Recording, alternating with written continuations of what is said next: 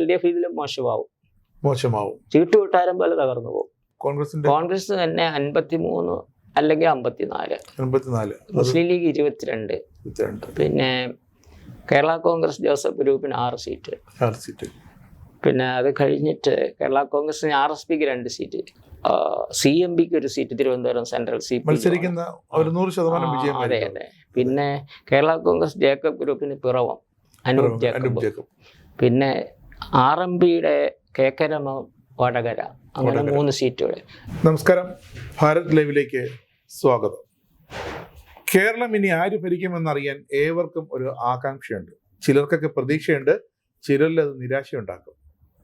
ഈ കാര്യങ്ങൾ നമ്മൾ ചില ചാനൽ സർവേയിലും മറ്റ് മാധ്യമങ്ങളുടെ സർവേയിലുമൊക്കെ ഒരു പോസ്റ്റ് പോൾ സർവേയൊക്കെ നമ്മൾ കണ്ടതാണ്.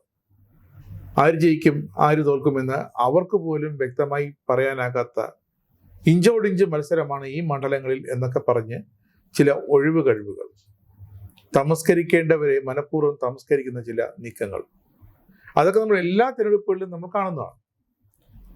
ഇവിടെ ഒരു അധ്യാപകനെ പരിചയപ്പെടുത്താം. ഹൈസ്കൂൾ മുതൽ കോളേജ് തലം വരെയുള്ള അധ്യാപകരെ വികസിപ്പിച്ചെടുക്കുന്ന ഒരു ഗണിതശാസ്ത്ര അധ്യാപകൻ, തോട്ടയ്ക്കാട് N. ഗോപാലകൃഷ്ണൻ. ഇലക്ഷനെ കൃത്യമായി നോക്കിക്കാണുന്നവർക്കെല്ലാം ആ സമയത്ത് ഇദ്ദേഹത്തിന്റെ മുഖവും ഓർമ്മ വരും. കാരണം ഇദ്ദേഹം ഒരു സെഫോളജിസ്റ്റ് കൂടിയാണ്. അതിൻ്റെ അർത്ഥം ജ്യോതിഷിയല്ല, വളരെ കൃത്യമായി മണ്ഡലങ്ങളിലെ കണക്കുകൾ വച്ച് ശാസ്ത്രീയ ചില നീക്കങ്ങളിലൂടെ ഭൂരിപക്ഷം എത്ര, ആര് ജയിക്കാം, ആരൊക്കെ തോൽക്കാം എന്നൊക്കെ ശാസ്ത്രീയമായി തന്നെ കണക്ക് കൂട്ടിയെടുക്കുന്ന സെഫോളജിസ്റ്റ്. അദ്ദേഹമാണ് ഇപ്പോൾ നമ്മുടെ മുന്നിൽ ഇരിക്കുന്നത്. നമുക്ക് അദ്ദേഹത്തോട് ചോദിക്കാം, കാരണം ഏതൊക്കെ മണ്ഡലങ്ങളിൽ ആരൊക്കെ വരുമെന്ന് നമുക്കും ഒരു ആകാംക്ഷയാണ്, അല്ലേ? നമസ്കാരം സാർ. നമസ്കാരം സാർ. ഇന്നും ഇന്നലെയും തുടങ്ങിയതല്ല, 30 വർഷമായി. സാർ പറഞ്ഞ ഏതാണ്ടൊക്കെ അച്ചട്ടുമായിരുന്നു, അല്ലേ? ഏതാണ്ട് ഒരു ടൈം ഒഴിച്ച് കഴിഞ്ഞ അസംബ്ലി ഇലക്ഷൻ തെറ്റിപ്പോയി. ചെറിയ 2004 ലോക്സഭാ ഇലക്ഷനും BJP വരുമെന്നാ പറഞ്ഞത്. അതെ, അത് കുറച്ചെണ്ണത്തിന്റെ കുറവ് കൊണ്ട് ഭരണം UPIക്ക് പോയി. അപ്പോൾ നമുക്ക് ഈ 2014 വരികയും ചെയ്തു.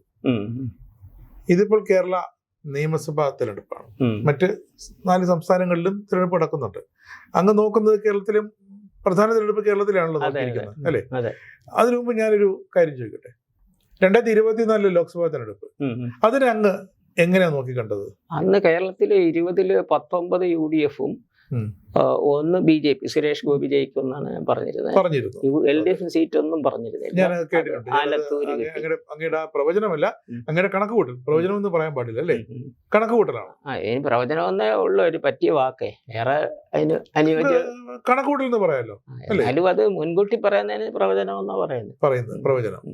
പ്രവചനം എന്ന് പറയുമ്പോൾ ജ്യോതിഷികളുടെ നമ്മൾ ആ തലത്തിലേക്ക്, ആശ്ചര്യമല്ല, അത് ജ്യോതിഷ പ്രവചനം എന്ന് പറയണം. അതെ, ഈ സർവേ എന്ന് പറയുമ്പോൾ പ്രവചനം തന്നെയാണ്. നമ്മുടെ അത് കഴിഞ്ഞിട്ട് തദ്ദേശ തെരഞ്ഞെടുപ്പിലേക്ക് വന്നപ്പോൾ അങ്ങ് അത് നോക്കിയായിരുന്നു. അല്പം കൂടെ വളരെ കോംപ്ലിക്കേറ്റഡ് സ്ഥാനമല്ല. അതെ, അതും ഈ ലോക്കൽ ബോഡി തെരഞ്ഞെടുപ്പ് ഞാൻ 2 തവണ പ്രെഡിക്റ്റ് ചെയ്തിട്ടുള്ളൂ. 2010-ലും 2020 2 തവണയും ശരിയായിരുന്നു. ഞാൻ തദ്ദേശ തെരഞ്ഞെടുപ്പില് ജില്ലാ പഞ്ചായത്തുകളിൽ 7 എണ്ണം UDFും 6 എണ്ണം LDFും, കാസർഗോഡ് ആർക്കും ഭൂരിപക്ഷം ഇല്ലെന്നാണ് പറഞ്ഞത്. അതിൽ ഈ 7ഉം 6ഉം അതുപോലെ സംഭവിച്ചു. ഒടുവിലത്തെ കാസർഗോഡ് ജില്ലയില് ആകെ 18 ജില്ലാ പഞ്ചായത്ത് വാർഡുകളാണ് ഉള്ളത്. അതിൽ പകുതി 9ആണ്. 10 സീറ്റ് കിട്ടുന്നവർക്കേ ഭരിക്കാൻ പറ്റത്തുള്ളൂ. അപ്പോൾ അവിടെ സംഭവിച്ചത് LDFന് 9, UDF 8, 1 സീറ്റ് BJP. ഇപ്പോൾ സിംഗിൾ ലാർജസ്റ്റ് LDF ആണ്. അങ്ങനെയാണ് അവർ ഭരണത്തിൽ വന്നത്. അപ്പൊ ഞാൻ പറഞ്ഞ മുഴുവൻ ശരിയാന്ന് പറയാം. കോൺഗ്രസ് തന്നെ 53 അല്ലെങ്കിൽ 54. മുസ്ലിം ലീഗ് 22. പിന്നെ കേരള കോൺഗ്രസ് ജോസഫ് ഗ്രൂപ്പിന് 6 സീറ്റ്. പിന്നെ അത് കഴിഞ്ഞിട്ട് കേരള കോൺഗ്രസിന് RSPക്ക് 2 സീറ്റ്, CMPക്ക് 1 സീറ്റ്, തിരുവനന്തപുരം സെൻട്രൽ മത്സരിക്കുന്ന 100% വിജയം. അതെ. പിന്നെ കേരള കോൺഗ്രസ് ജേക്കബ് ഗ്രൂപ്പിന് പിറവം അനൂപ് ജേക്കബ്. പിന്നെ RMPയുടെ കേക്കരമ വടകര, അങ്ങനെ 3 സീറ്റുകൾ. അപ്പൊ UDF ഏതാണ്ട് 89 വരെ അങ്ങ് ഏറ്റവും 88-89. അതില് കോൺഗ്രസ് തന്നെ 53 അല്ലെങ്കിൽ 54. മുസ്ലിം ലീഗ് 22. പിന്നെ കേരള കോൺഗ്രസ് ജോസഫ് ഗ്രൂപ്പിന് 6 സീറ്റ്. പിന്നെ അത് കഴിഞ്ഞിട്ട് കേരള കോൺഗ്രസിന് RSPക്ക് 2 സീറ്റ്, ചവറയും കുന്നത്തൂരും. പിന്നെ CMPക്ക് 1 സീറ്റ്, തിരുവനന്തപുരം സെൻട്രൽ മത്സരിക്കുന്ന 100% വിജയം. അതെ. പിന്നെ കേരള കോൺഗ്രസ് ജേക്കബ് ഗ്രൂപ്പിന് പിറവം, അനൂപ് ജേക്കബ്. പിന്നെ RMPയുടെ കേക്കരമ വടകര, അങ്ങനെ 3 സീറ്റുകൾ. ഇപ്പോൾ 53, 20, 75, 6, 81, 2, 83, 3, 86. പിന്നെ 2 സ്വതന്ത്രന്മാര്, അമ്പലപ്പുഴയിൽ T. സുധാകരനും തളിപ്പറമ്പിൽ TK ഗോവിന്ദനും. അങ്ങനെയാണ് 88 വരുന്നത്. മറിച്ച് തിരിച്ച് LDFിലാണെങ്കിൽ ആകെ 49, 51 സീറ്റാണ്. CPM തനിച്ച് 32 മുതൽ 34 വരെ, CPI 11, കേരള കോൺഗ്രസ് മാണി ഗ്രൂപ്പ് 2, പിന്നെ socialist Janata Dal, Indian socialist Janata Dal, അത് 2 സീറ്റ്. തിരുവല്ലയിൽ മാത്യു ടി തോമസും, ചിറ്റൂരിൽ ഒരു മുരുകദാസ്. പിന്നെ അവിടെ NCPക്ക് 1 സീറ്റ്, എലത്തൂര്, ഇപ്പോഴത്തെ മന്ത്രി AK ശശീന്ദ്രൻ. പിന്നെ RJD കൂത്തുപറമ്പിൽ ഒരാളെ 2 സീറ്റ് മത്സരിക്കുന്നുണ്ട്, ഒരെണ്ണം ജയിക്കും, കൂത്തുപറമ്പ്. അപ്പൊ ഇത്രയാണ്. ഇതാണ് BJP NDAയിൽ BJPയുടെ. അതെ, BJPക്ക് ഉറപ്പുള്ളത് നേമം, സാധ്യതയുള്ളത് വട്ടിയൂർക്കാവും കഴക്കൂട്ടും. നേരത്തെ സാധ്യത ലിസ്റ്റിൽ പൂഞ്ഞാറും പിന്നെ മഞ്ചേശ്വരമൊക്കെ ഉൾപ്പെടുത്തിയിരുന്നു. പാലക്കാട് ജയിക്കുമെന്നാണ് പറഞ്ഞിരുന്നത്. കാസർഗോഡ് ഉണ്ടായിരുന്നു അല്ലേ? കാസർഗോഡില്ല, മഞ്ചേശ്വരം. പിന്നെ പാലക്കാട് ജയിക്കുമെന്നുള്ളത് ഇപ്പൊ നേരെ തിരിച്ചാക്കിയിട്ടുണ്ട്. ഇത്രയും വ്യത്യാസപ്പെടുത്തിയിരിക്കുന്നത്. നമ്മുടെ എനിക്ക് തോന്നുന്നു ഈ ഡിസംബറിലെ തദ്ദേശ തെരഞ്ഞെടുപ്പിന് ശേഷമാണ് കാറ്റൊന്ന് മാറ്റി വീശുന്നുവെന്ന് കേരളത്തിലെ ചില രാഷ്ട്രീയ നിരീക്ഷകർക്ക്, ഈ വിശകലന വിദഗ്ധർക്കൊക്കെ വ്യക്തമായി മനസ്സിലായത്. പക്ഷെ അതിനു മുമ്പേ അങ്ങ് പ്രവചനം നടത്തിയിരുന്നു. എന്തായിരുന്നു അത്? അത് 2024 ലോക്സഭാ തെരഞ്ഞെടുപ്പ് കാലത്ത് 26 UDF അധികാരത്തിൽ വരുമെന്നും അവർക്ക് 85 മുതൽ 90 സീറ്റുകൾ വരെ കിട്ടുമെന്നും പറഞ്ഞിരുന്നു. അതിപ്പോ ഈ യൂട്യൂബിൽ കിട്ടും, News 18 വേറെ ചാനലിലും വന്നിട്ടുണ്ട്. അന്നേ അങ്ങ് പറഞ്ഞിരുന്നു. അങ്ങ് ഇപ്പോൾ ഇപ്പോൾ ഞാൻ UDFന് 88 മുതൽ 89 വരെ സീറ്റ്. 1 സീറ്റ് കുറഞ്ഞു. ഇല്ല, 80. ഞാൻ കഴിഞ്ഞ തവണ ഒരു ഇലക്ഷൻ മുമ്പ് പറഞ്ഞ 82, 87. അപ്പൊ 6 സീറ്റ് കൂടി. രണ്ടാമത് വരുന്നത് LDF ആണ്. അവർക്ക് 49 മുതൽ 51 വരെ സീറ്റുകളും, BJPക്ക് 1 മുതൽ 3 വരെ സീറ്റും കിട്ടും. BJPക്ക് കിട്ടുന്നത് നേമത്ത് ഉറപ്പാണ്, രാജീവ് ചന്ദ്രശേഖർ വിജയിക്കും. പിന്നെ അവർക്ക് കുറച്ച് സാധ്യതയുള്ളത് വട്ടിയൂർക്കാവും കഴക്കൂട്ടവുമാണ്. ഉറപ്പില്ല. ഈ വട്ടിയൂർക്കാവും കഴക്കൂട്ടവും നേമവുമാണ് അത് അങ്ങയുടെ ആ 3 സീറ്റുകളിൽ പെടുന്നത്. അതെ. BJPയുടെ മറ്റ് രണ്ടാമത് വരുന്ന സീറ്റുകളുണ്ട്. രണ്ടാമത് വരുന്നത് കാസർഗോഡ്, മഞ്ചേശ്വരം, പാലക്കാട്, പിന്നെ മലമ്പുഴ, ചാത്തന്നൂര്, ഇങ്ങനെ കുറെ സീറ്റുകൾ. ആറ്റിങ്ങല് രണ്ടാമത് വരാൻ സാധ്യതയുണ്ട്, ഉറപ്പില്ല. അപ്പൊ അങ്ങ് പറയുന്നത് BJPക്ക് നിയമമടക്കം 3 സീറ്റുകൾ BJP ഉറപ്പിക്കും, അക്കൗണ്ട് വീണ്ടും തുറക്കും, ഒരെണ്ണമെങ്കിലും മിനിമം. അതെ, ഈ 1 മുതൽ 3 വരെ കിട്ടാം. 1 മുതൽ 3 വരെ കിട്ടാം. അതെ. അതിൽ ഈ എന്തുകൊണ്ടാണ് ഈ കഴക്കൂട്ടവും വട്ടിയൂർക്കാവും ഒരു അങ്ങേക്ക് പോലും ഒരു ആ പ്രവചിക്കുന്നതിൽ ഒരു സങ്കീർണതയാണ്? അത് വട്ടിയൂർക്കാവിലാണ് 3 സ്ഥാനാർത്ഥികളും ഏകദേശം ഒരുപോലെ നിൽക്കുന്നത്. അത് അവിടെ ഈ പ്രവചനം അസാധ്യമാണ്. കഴക്കൂട്ടത്തും ഇത് LDFും BJPയും ഒരുപോലെ നിൽക്കുന്നു. കോൺഗ്രസ് പുറകിലാണ്, 3ാം സ്ഥാനത്ത് വരും. എന്നാലും കഴിഞ്ഞ തവണത്തേലും മെച്ചപ്പെടും. അങ്ങ് എങ്ങനെയാണ് ഈ കണക്കുകൾ തയ്യാറാക്കുന്നത്? അതൊന്ന് ആദ്യമേ അറിഞ്ഞു. ഞാൻ നേരത്തെയൊക്കെ ആണെങ്കിൽ മിക്കവാറും മണ്ഡലങ്ങളിൽ നേരിട്ട് പോയി ആളുകളോട് സംസാരിക്കുമായിരുന്നു. ഇപ്പൊ എനിക്ക് ആരോഗ്യം കുറഞ്ഞതുകൊണ്ട് ദൂരോട്ടൊന്നും പോകുന്നില്ല. പക്ഷെ എല്ലാ മണ്ഡലത്തിൽപ്പെട്ട ഒരു 4000 പേരോട് ടെലിഫോണിൽ സംസാരിച്ചിട്ടുണ്ട്. അത് എണ്ണം കുറവാണ്. സമയം കണ്ടെത്തും. അത് ഓരോ ദിവസവും 100-150 പേരെ വിളിക്കും. ഇനിയിപ്പോ കൗണ്ടിങ് വരെ ഇങ്ങനെ വിളിച്ചോണ്ടിരിക്കും. ഇതിൽ അപ്ഡേഷൻ ഉണ്ടാകും. ഏറ്റക്കുറച്ചിലുകൾ. അതെ, നേരത്തെ 75 സീറ്റാണ് ഞാൻ ഇലക്ഷന് മുമ്പ് പറഞ്ഞിരുന്നത്. ഇപ്പൊ അത് 88 UDF 88. അവര് പറയുന്ന ഒരു തരംഗമുണ്ടാകും, 100-ന് അപ്പുറത്തേക്ക് കടക്കുമെന്ന് UDF പറയുന്നുണ്ട്. അങ്ങനെ തരംഗം ഉണ്ടാകുമെന്ന് എനിക്ക് തോന്നുന്നു. തരംഗം ദൃശ്യമല്ല. ഇപ്പൊ LDF ചിലപ്പോ നിശബ്ദമായിട്ട് വോട്ട് ചെയ്താൽ, എതിര് സ്ഥാനാർത്ഥി വോട്ട് ചെയ്ത് കഴിഞ്ഞാൽ LDF ഇതിലും മോശമാവും. ചീട്ടുകൊട്ടാരം പോലെ തകർന്നു പോകും. പക്ഷെ നമുക്കത് പറയാനായിട്ട് LDF ഇങ്ങനെ പുറത്തുനിന്ന് അങ്ങനെ പറയത്തില്ല, ധൈര്യമില്ല, പേടിയാണ്. പാർട്ടിക്കകത്ത് പറയല, അകത്തും പറയല, പുറത്തും പറയല. പക്ഷെ അങ്ങ് ഇത്രയും പേരോട് സംസാരിച്ചല്ലോ, അപ്പം അവരിൽ നിന്നും LDFന്റെ ഒരു ഈ ചീട്ട് കൊട്ടാര തകർച്ച ഫീൽ ചെയ്തിട്ടില്ലേ? തകരുമെന്ന് 100% നമുക്ക് ഉറപ്പിച്ച് പറയാനൊക്കത്തില്ല. കാരണം എത്രമാത്രം അത് വർക്കൗട്ട് ചെയ്യുമെന്ന് അറിയത്തില്ല. അത് ഈ നമ്മുടെ രാഷ്ട്രീയ കക്ഷികൾ ചോദിച്ചതുപോലെ LDF അല്ലാതെ മറ്റാരുണ്ട്? ജനനായകന്റെ നേതൃത്വത്തിൽ UDF, മാറ്റത്തിന് വേണ്ടി, വികസനത്തിന് വേണ്ടി BJP. അങ്ങ് ഈ ആൾക്കാരുമായിട്ട് ഫോണിൽ സംസാരിക്കുമ്പോൾ അവർ ഇതൊക്കെ പങ്കുവയ്ക്കാറുണ്ടോ അങ്ങോട്ട്? എന്താണ് എന്റെ അഭിപ്രായം, ഒരു വോട്ടർ പറയുന്നത് എന്റെ അഭിപ്രായം ഇന്ന പാർട്ടിക്ക് കൊടുക്കണമെന്നാണ്, അതിന് കാരണം ഇന്ന കാരണമാണ്. ചിലര് മാത്രമേ കാരണങ്ങൾ തുറന്നു പറയത്തുള്ളൂ. എല്ലാരും അങ്ങനെ പറയത്തില്ല, ചിലര് തുറന്നു പറയും. BJPയുടെ വളർച്ച അങ്ങ് കുറെ കാലമായിട്ട് BJPയുടെ വോട്ട് ശതമാനം തിരുവനന്തപുരം നഗരസഭയിൽ കൂടി. അതൊരു ഇതുമായിട്ട് കൂട്ടിച്ചേർക്കാൻ പറ്റത്തില്ല. എങ്കിലും BJPക്ക് കാലാകാലങ്ങളായി 6%, 9, 13, 14 അങ്ങനെ 20% വരെ ആയിട്ടുണ്ട്. അപ്പൊ ഇത്തവണ കുറയും, വോട്ടിംഗ് പെർസെന്റേജ് കുറയും. മൊത്തത്തിൽ കുറയും, ചില മണ്ഡലങ്ങളിൽ കൂടും. ഇപ്പോ ആറ്റിങ്ങൽ പാർലമെന്റ് മണ്ഡലത്തില് BJPക്ക് പാർലമെന്റ് സീറ്റില് ഈ മുരളീധരൻ 3 ലക്ഷം വോട്ട് കിട്ടി. ഇപ്പൊ മുരളീധരൻ അവിടെ ഒരു മണ്ഡലത്തിലും മത്സരിക്കുന്നില്ല. അപ്പൊ 3 ലക്ഷം എന്നുള്ള 1.5 ലക്ഷമായിട്ട് ചുരുങ്ങും. അത് മുരളീധരന്റെ ആ അഭാവം. അതെ. അതുപോലെ തൃശ്ശൂര് സുരേഷ് ഗോപിക്ക് 4,20,000 കിട്ടി ഭൂരിപക്ഷം. അത് ഇത്തവണ 2 ലക്ഷമായിട്ട് കുറയും. സുരേഷ് ഗോപി കിട്ടിയ മൊത്തം വോട്ടുകളുടെ പകുതിയാകും, 50% കണ്ടു കുറയും. അതായത് സുരേഷ് ഗോപി എഫക്ട് ഇല്ലാത്തതുകൊണ്ട്, സുരേഷ് ഗോപിയുടെ ഇഫക്ട് കൊണ്ട് ജയിച്ചതാണ്. പത്മജ വേണുഗോപാലിനപ്പോ അവിടെ വേണുഗോപാൽ ജയിക്കുമെന്നാണ് കരുതിയിരുന്നത്. ജയിക്കില്ല. അവർക്ക് ഒരു ഇലക്ഷൻ ജയിക്കാനുള്ള കഴിവില്ല, ജനകീയ മുഖമില്ല. അവർ ഈ ഒരു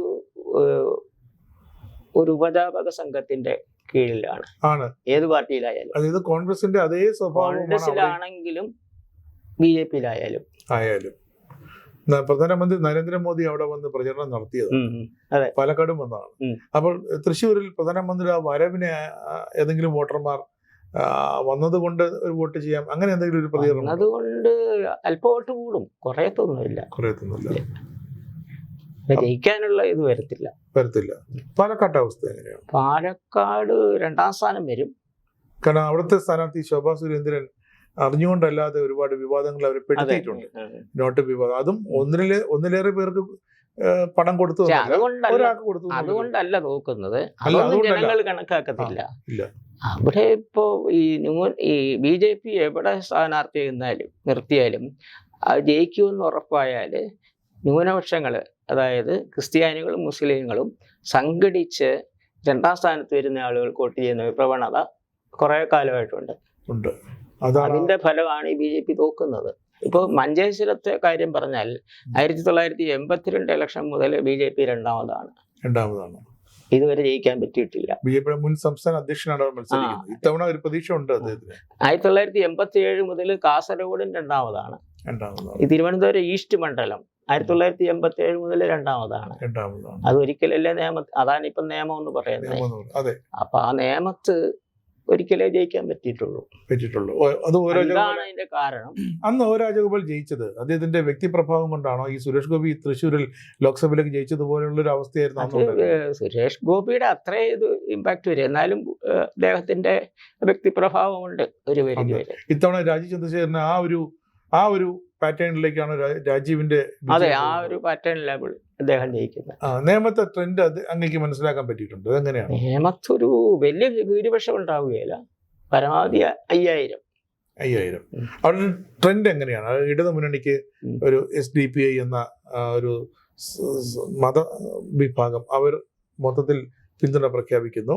UDFന്റെ ശബരിനാഥൻ അവസാന നിമിഷം കയറി വരുന്നു എന്ന വാർത്തകൾ വരുന്നു. എനിക്ക് തോന്നുന്നത് മുസ്ലിങ്ങളുടെ കുറച്ചോട്ടൊക്കെ ശബരിനാഥന് കിട്ടും.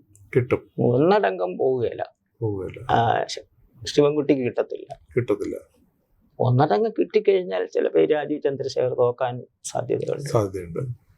അങ്ങനെ പോകുമെന്ന് എനിക്ക് തോന്നുന്നില്ല. അങ്ങനെ കുറച്ച് വിശ്വാസമുണ്ട് നിയമം ജയിക്കുമെന്ന്. പിന്നെ നമ്മൾ പറഞ്ഞത് അടുത്ത മണ്ഡലങ്ങൾ നമ്മുടെ തിരുവനന്തപുരം നോർത്ത് ഉണ്ട്. തിരുവനന്തപുരം സെൻട്രൽ, പഴയ നോർത്ത്. ഇപ്പോൾ ഈ തിരുവനന്തപുരം സെൻട്രൽ ഉണ്ടല്ലോ. തിരുവനന്തപുരം സെൻട്രലിൽ UDF ജയിക്കും. CP ജോൺ ജയിക്കുന്നത്. അതിന് സാമാന്യം നല്ല ലീഡും കിട്ടുന്നുണ്ട്. അവിടെ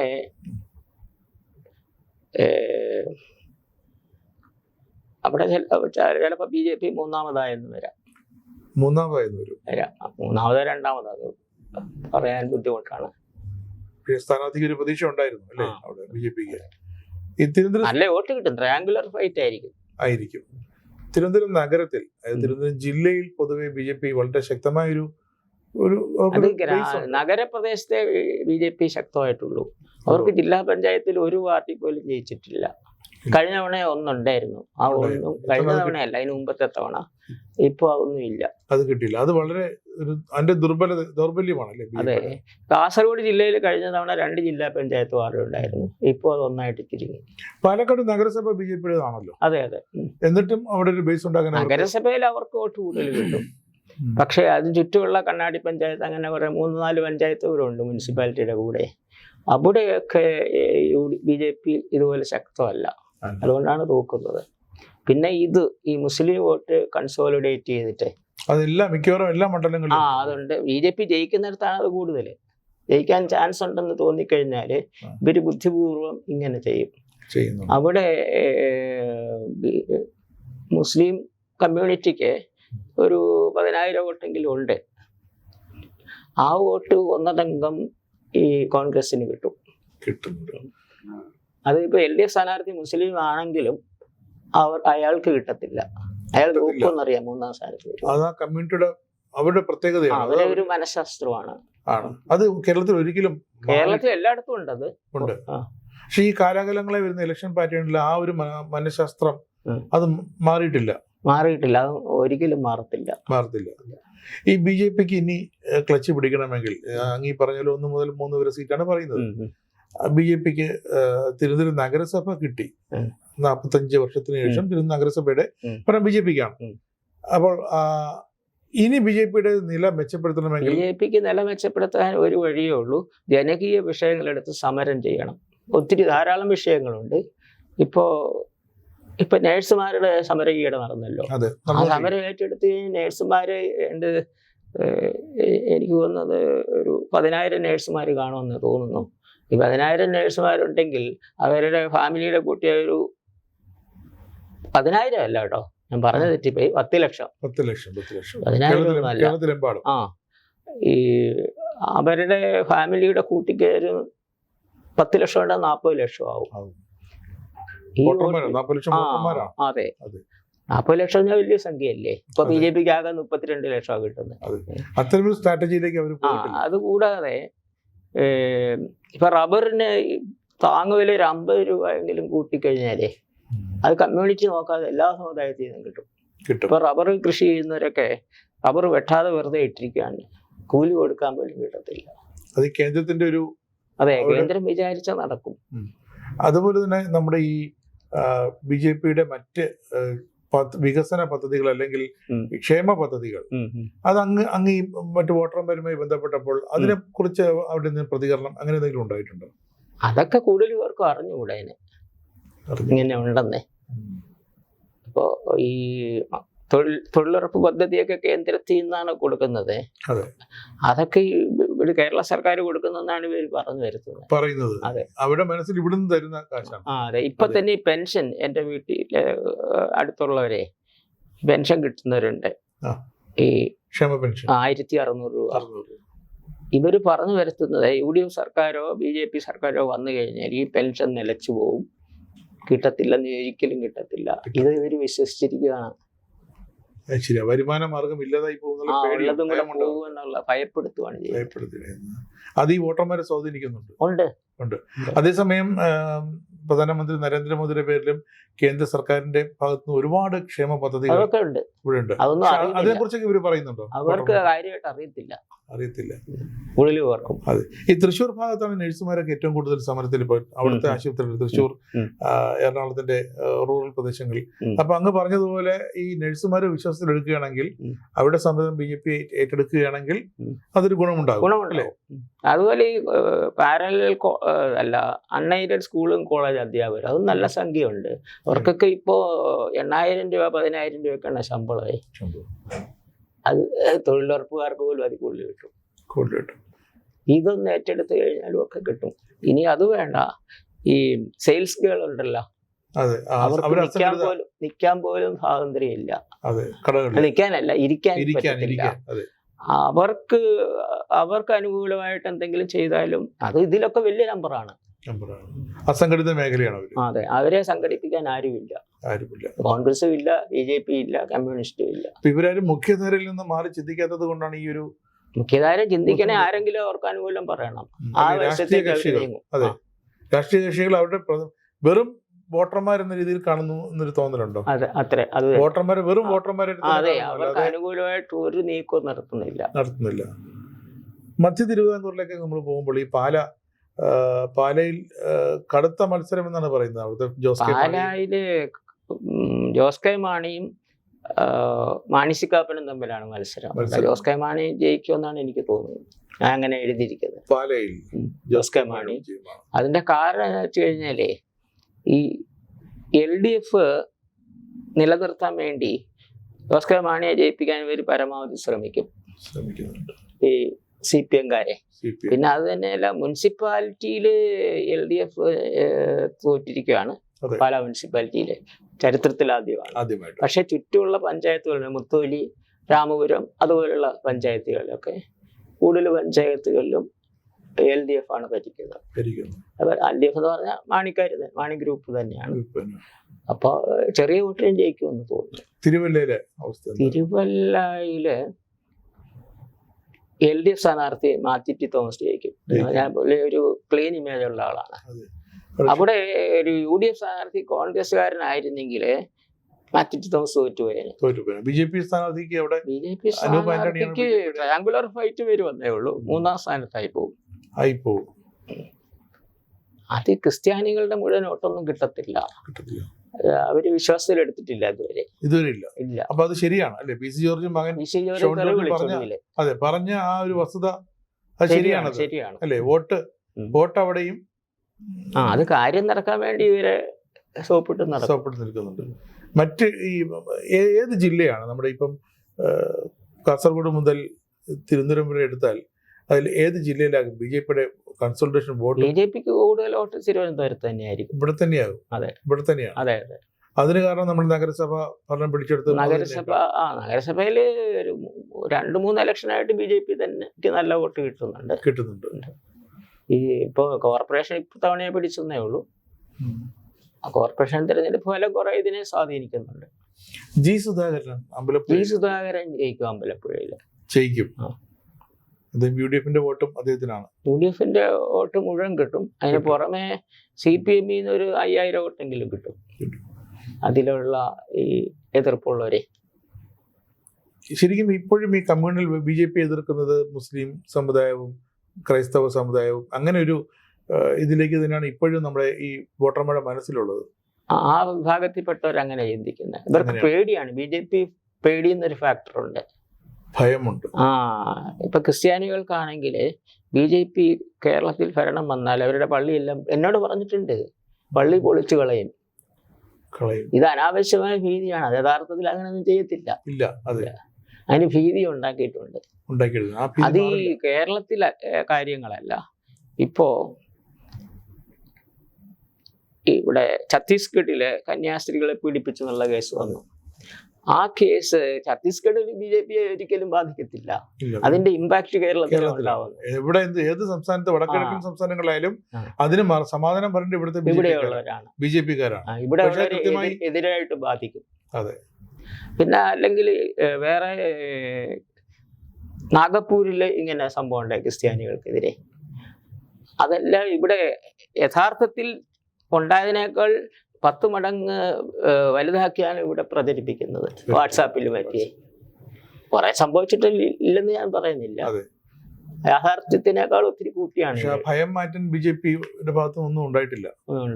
ആ ദുരൂഹതയും ആശങ്കയും ഒക്കെ മാറ്റാനായിട്ടുള്ള നടപടികൾ ഉണ്ടായിരുന്നെങ്കിൽ. ഈ കുറെ കാലം മുമ്പ് പാലാ ബിഷപ്പിന്റെ ബിഷപ്പ് ഹൗസിന് മുന്നിൽ ചെന്ന് അവിടുത്തെ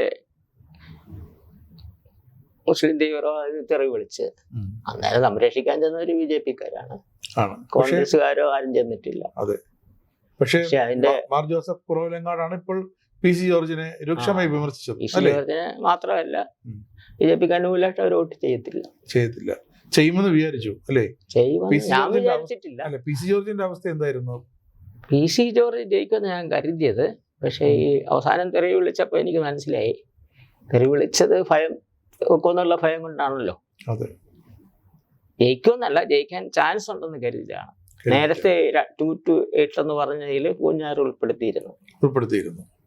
അപ്പൊ 2 to 8 മറ്റേതൊക്കെ ജില്ലകളാണ്? ഞാൻ പാലക്കാട് നേരത്തെ ആദ്യം പ്രഡിക്റ്റ് ചെയ്തപ്പോ, കഴിഞ്ഞ തവണ പ്രഡിക്റ്റ് ചെയ്തപ്പോ പാലക്കാട് ശോഭാ സുരേന്ദ്രൻ ജയിക്കുമെന്നാണ് പറഞ്ഞിരുന്നത്. പിന്നീട് അത് മാറ്റി ഞാൻ പിന്നെയും കൂടുതൽ പേരോട് ഫോണിൽ ചോദിച്ചേ. അപ്പൊ എനിക്കൊരു മുസ്ലിം വോട്ട് ഈ LDF-ന്റെ പക്ഷത്തേക്ക് പോകുമെന്നൊരു സംശയം ഉണ്ടായിരുന്നു. പിന്നെ ഞാൻ അത് ഉറപ്പ് വരുത്തി, അങ്ങനെ വരത്തില്ല. അപ്പൊ അവിടെ ജയിക്കുക നമ്മുടെ UDF-ന്റെ സ്ഥാനാർത്ഥി തന്നെയാണ് പാലക്കാട് UDF സ്ഥാനാർത്ഥി തന്നെയാണ്. ചിലപ്പോ രാഹുൽ മാങ്കൂട്ടത്തിന് കിട്ടിയ ഭൂരിപക്ഷം കിട്ടണമെന്നില്ല.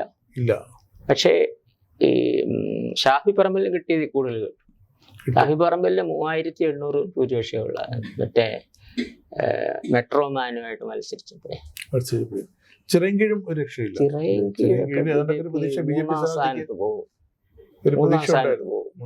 ചിറയൻകീഴ് കാര്യം പറഞ്ഞപ്പോ ഞാൻ കോൺഗ്രസ് ജയിക്കുമെന്നാണ് ഞാൻ നേരത്തെ പ്രതീക്ഷിച്ചിരുന്നത്. ഇലക്ഷന് മുമ്പ് അവിടെ കോഴിക്കോട് നിന്ന് കോൺഗ്രസ് സ്ഥാനാർത്ഥി രമ്യ ഹരിദാസ് കോഴിക്കോടുകാരിയാണ്. അവരെ ഇവിടെ കൊണ്ട് നിർത്തിയത് കൊണ്ട് നേരത്തെ കഴിഞ്ഞ തവണ കോൺഗ്രസ് സ്ഥാനാർത്ഥിയായ ആള് BJP പോയി. അപ്പൊ അതുകൊണ്ട് അവിടെ കോൺഗ്രസിന്റെ സാധ്യതയില്ലാതായി. അതില്ലാതായത് ഗുണം കിട്ടിയിരിക്കുന്ന LDF-നാണ്. മനോജ് പുതിയ മനയാണ്, അങ്ങനെ പുതുമനയിലാണ് അയാള് ജയിക്കും. CPI-ക്ക് 2 സ്ഥാനാർത്ഥികളും ജയിക്കും. നമ്മുടെ ഈ മലബാർ എടുക്കുന്നു, മധ്യ കേരളം എടുക്കുന്നു, നമ്മുടെ തിരുവിതാംകൂർ ഭാഗം എടുക്കുന്നു. ഇതിൽ BJP അങ്ങ് പറഞ്ഞല്ലോ തിരുവനന്തപുരത്താണ് BJP-ക്ക് ഏറ്റവും കൂടുതൽ വോട്ട് ഷെയർ കിട്ടാൻ പോകുക എന്ന്. രണ്ടാമത് വരുന്നത് ഏത് ഭാഗമായിരിക്കും? രണ്ടാമത് വരുന്നത് ഈ ഒരു ഭാഗം എന്ന് പറയാനൊക്കത്തില്ല. മഞ്ചേശ്വരം, കാസർഗോഡ് നല്ലതുപോലെ ഈ തിരുവനന്തപുരത്തുള്ള ഈ കൂടുതൽ വോട്ട് % വരും. പക്ഷെ ജയം വരത്തില്ല. പഴയതുപോലെ രണ്ടാം സ്ഥാനത്തേക്ക്. അതെ. അപ്പം മലബാർ മേഖല എന്ന് പറയാൻ പറ്റത്തില്ല. മലബാർ മേഖലയില് കോഴിക്കോട് നോർത്തിലും സൗത്തിലും നല്ല വോട്ടുണ്ട്. കോഴിക്കോട് നോർത്തില് BJP-ക്ക് 35,000 വോട്ടൊക്കെ കിട്ടും. അതുകൊണ്ടാണ് അവിടെ UDF സ്ഥാനാർത്ഥി തോക്കുന്നത്. ചിലയിടത്ത് UDF സ്ഥാനാർത്ഥി തോക്കാൻ BJP സ്ഥാനാർത്ഥി ഒരു കാരണമാകും.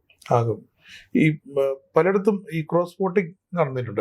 ഈ BJP-ക്കാർ അങ്ങോട്ട് അല്ല, അത് ക്രോസ് വോട്ടിംഗ് എന്ന് പറയാൻ പറ്റത്തില്ല. ഈ ഒരു ഹാർഡ് കോഡ് BJP-ക്കാരല്ലാത്തവര് അവര് LDF സ്ഥാനാർത്ഥി തോക്കണമെന്ന് അവര് ആഗ്രഹിക്കുന്നു. അതിന്റെ ഫലമായിട്ട് അവർ കോൺഗ്രസ് സ്ഥാനാർത്ഥി വോട്ട് ചെയ്യും. അത് ഡീലൊന്നും അല്ല ഇവർ പറയുന്നത് വരുത്തുന്നത് വരെ. അതൊക്കെ ഈ ഫ്ലെക്സിബിളായ വോട്ടർമാരാണ്. അതെ, അവര് LDF ജയിക്കണമെന്ന് അവർ ആത്മാർത്ഥമായിട്ട് ആഗ്രഹിക്കുന്നത്. പിന്നെ BJP ചെയ്തിട്ട് കാര്യമില്ല.